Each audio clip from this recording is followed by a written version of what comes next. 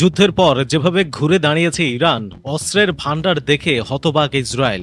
2026 সালের ফেব্রুয়ারিতে শুরু হওয়া যুদ্ধের পর ইরান যেভাবে দ্রুত সামরিক সক্ষমতা পুনর্গঠনের দিকে এগোচ্ছে তা দেখে ইসরায়েলি সামরিক ও গোয়েন্দা কর্মকর্তারা হতবাক হয়েছেন বলে জানিয়েছে ইসরায়েলি সংবাদ মাধ্যম জেরুজালেম পোস্ট।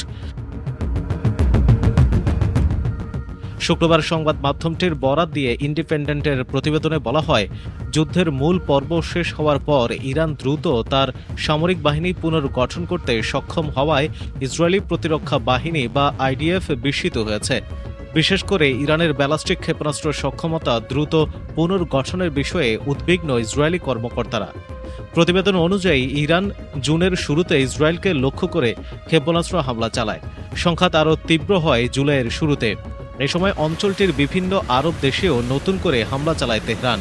একই সঙ্গে হরমুজ প্রণালীতে জাহাজে হামলা চালিয়ে গুরুত্বপূর্ণ এই সমুদ্র পথ নিয়ন্ত্রণে নিয়ে নেয় দেশটি। জেরুজালেম পোস্ট জানিয়েছে, ইসরায়েলের শীর্ষ প্রতিরক্ষা কর্মকর্তারা এখন স্বীকার করতে বাধ্য হচ্ছেন যে ইরান তার আক্রমণাত্মক সক্ষমতা পুনর্গঠনের জন্য নতুন ও সৃজনশীল পদ্ধতি বের করেছে। প্রতিবেদনে দেয়া হিসাব অনুযায়ী 2025 সালের জুনে যুক্তরাষ্ট্র ও ইসরায়েলের হামলার সময় ইরানের কাছে প্রায় 1300টি ক্ষেপণাস্ত্র ছিল।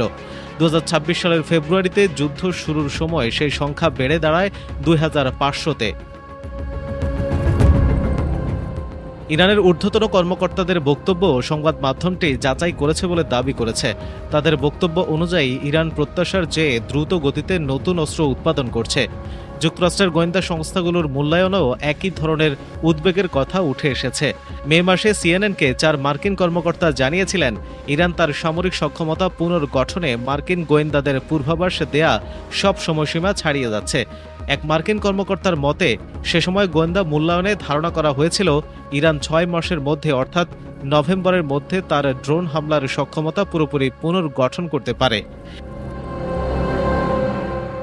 এদিকে মূল্যায়নের সঙ্গে সংশ্লিষ্ট দুই সূত্র সিএনএনকে জানিয়েছে, ক্ষেপণাস্ত্র তৈরিতে ব্যবহৃত বিভিন্ন উপাদান চীন থেকে ইরানে সরবরাহ অব্যাহত ছিল।